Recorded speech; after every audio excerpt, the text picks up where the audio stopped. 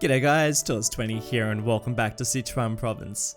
Last episode we were working on a metro line that snakes its way through pretty much the downtown, a whole bunch of different parts of the city, and really connects up some very essential areas to the downtown. So I think that gives us a pretty good excuse to start expanding out the population a bit more, because this whole series is based around building a massive population and trying to manage that with the types of services that we have. We are currently sitting on 33,000 people at the moment, and that fluctuates quite a lot. So I would like to bump up that population a fair bit in this episode, so we're going to be focusing on that. Because we worked on the metro line, I think we're going to focus on one particular suburb that is looking a little bit underdeveloped. So I dare say this is as much as we're going to get done today, which is a pretty big chunk of the city.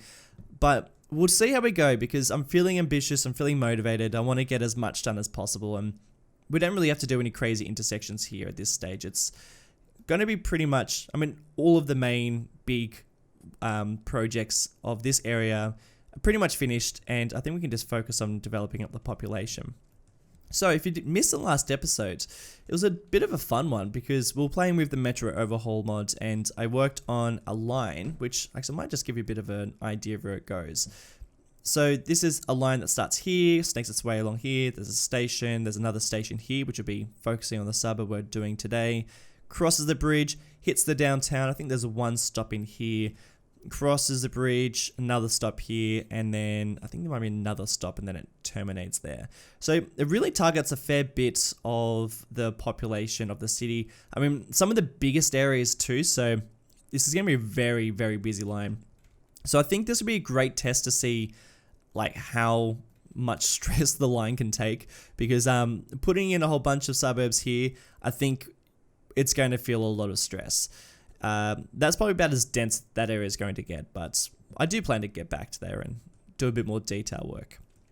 So in terms of this episode, actually before we get there, I just want to check out where the people are. Where is it? There it is. So this line here this station is heart and center of the downtown. This is the biggest building here. That's the biggest building in the whole city. So that is the main stretch, the main drag, and there's going to be a lot of high density buildings in this area too. We're going to get that all up in a little while. But yeah, already a fair amount of people are starting to use it. So I think they're probably heading in this direction, because at this stage, I don't think anyone's using this station.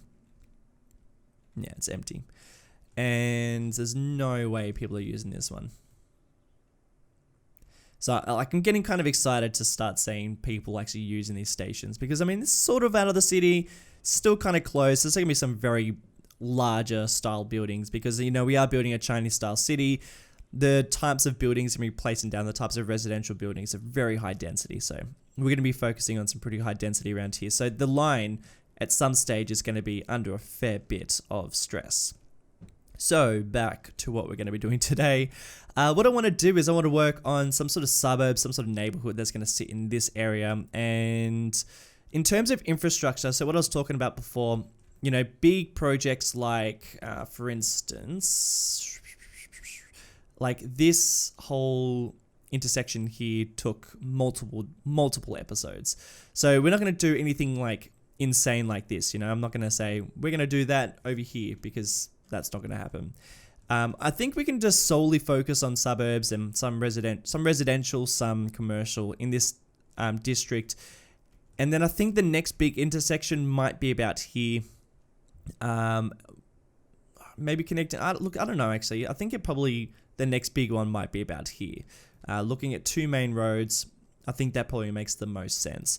So we're pretty safe for developing up this whole area and not worrying about getting interrupted by some bigger interchange projects, and then we might tackle this area. So who knows how far we're going to get in this bit, but the plan is to build around here.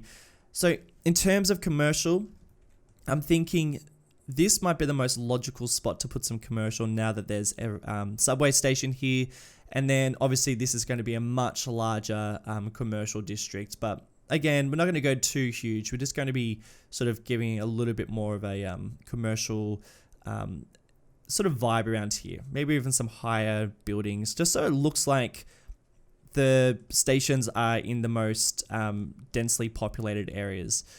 And then snaking all around here will be like lots of apartments, and I'm going to be careful because we are looking at a pretty steep gradient in terms of the land, which is fine. I'm used to it.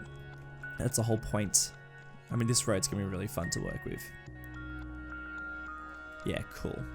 So that is the plan for this episode.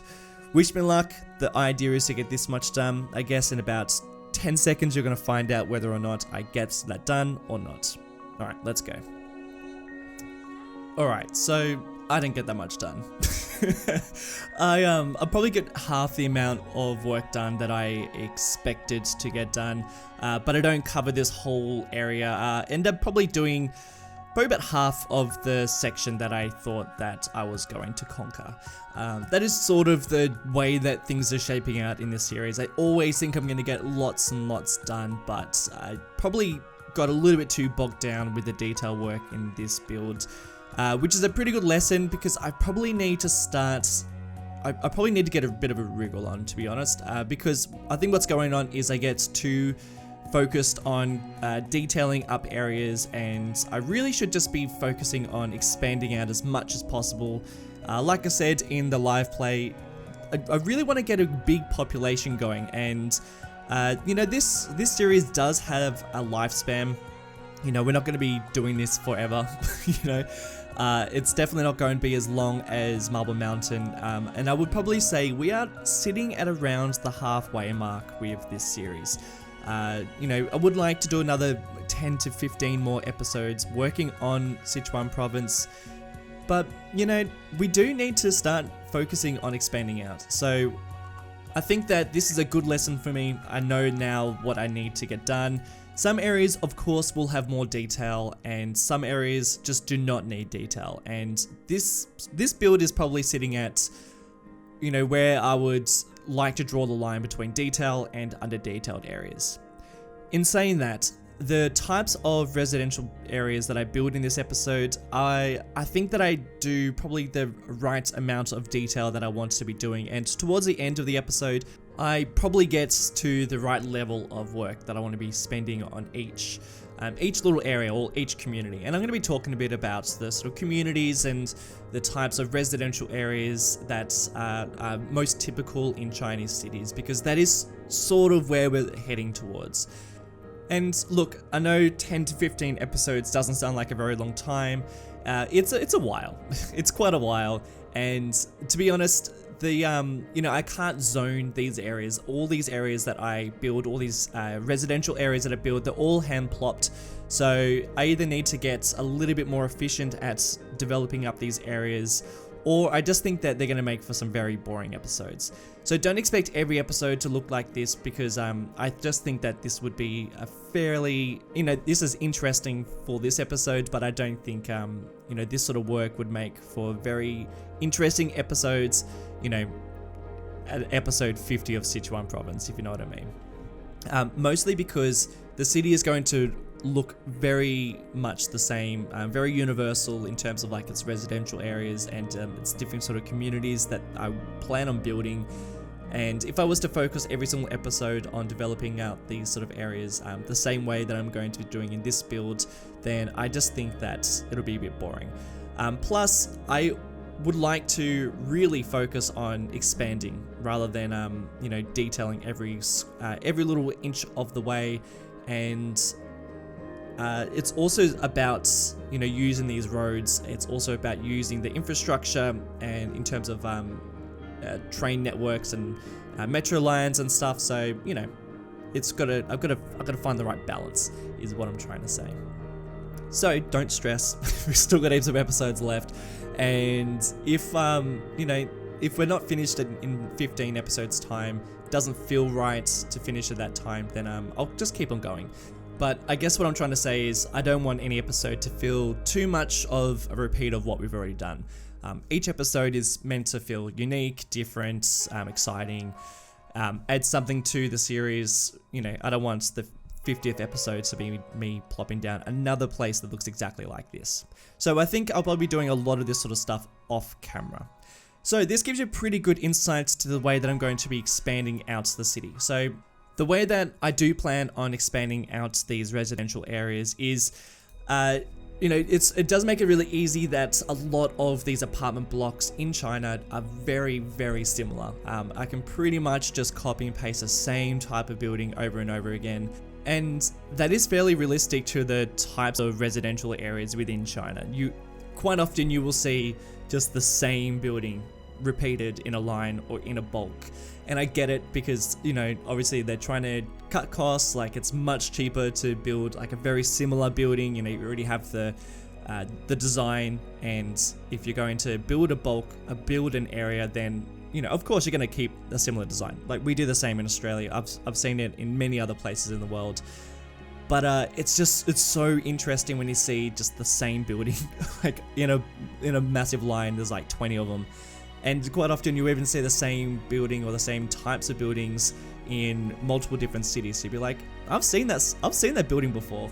Like, quite often it'll be the same building that you've probably seen in another city, which it's kind of crazy.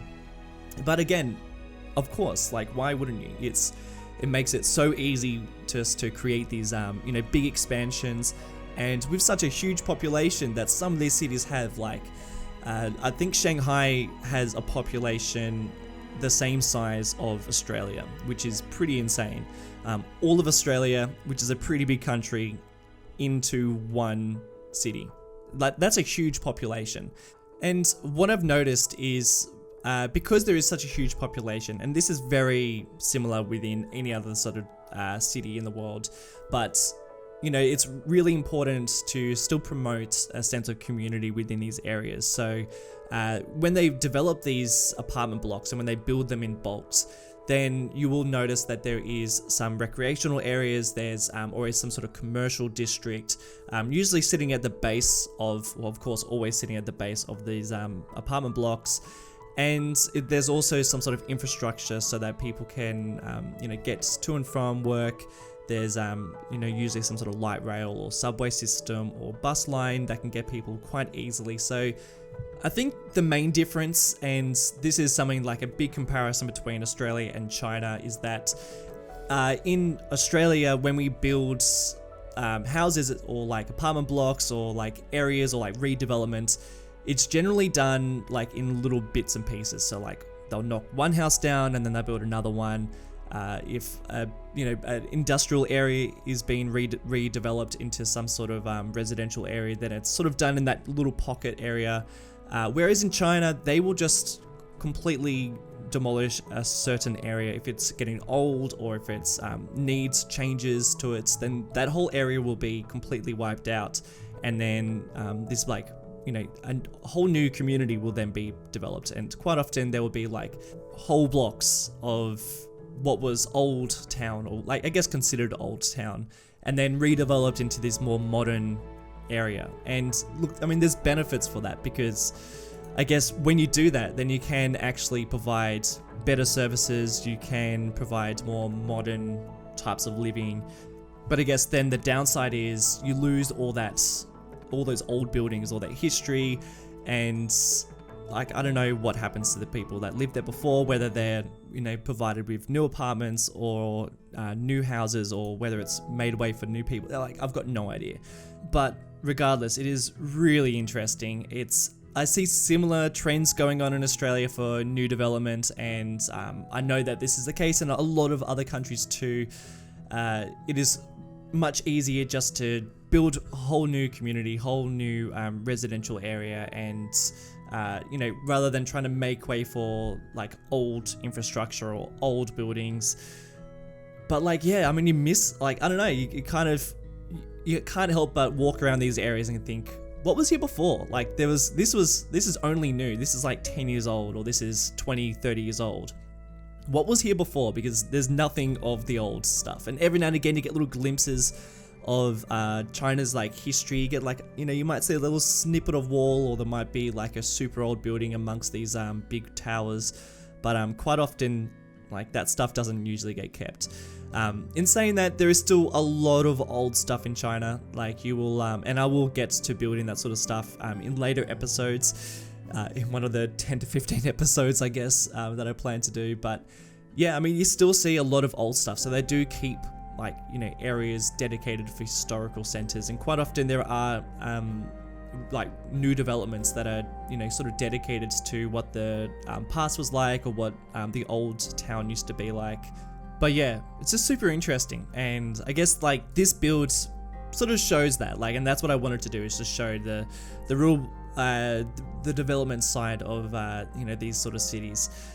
Bit of a tangent, I haven't even spoken about what I've been building or even the styles or the techniques that I've been using, so I should probably get into that at some stage.